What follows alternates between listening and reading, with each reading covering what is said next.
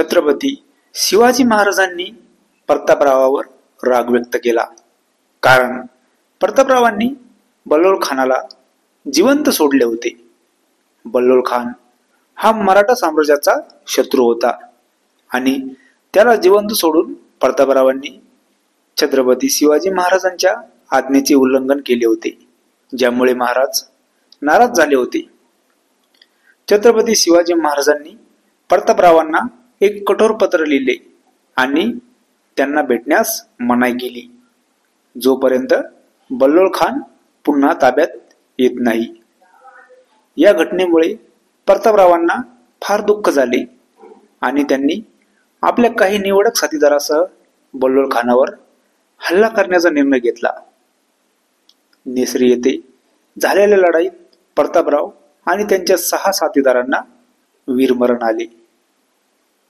प्रतापराव गुजर यांना आदिलशाही सरदार बल्लोळ खान याच्या नेतृत्वाखालील आक्रमक सैन्याचा सामना करण्यासाठी पाठवण्यात आले.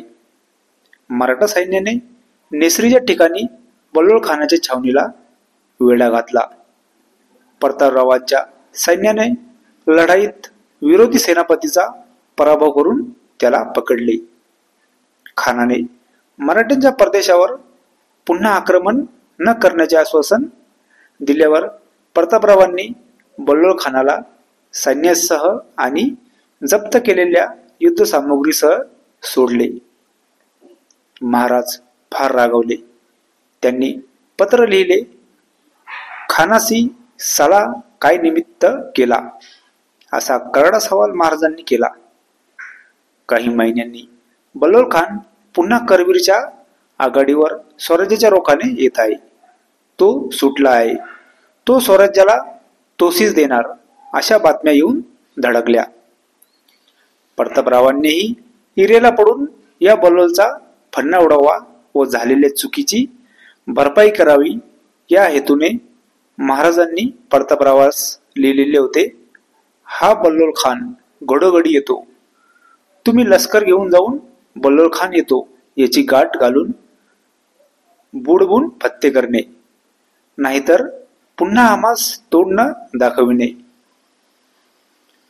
24 फेब्रुवारी 1674 रोजी प्रतापराव गुजरांनी बल्लोळ खानाशी गाठ पडली.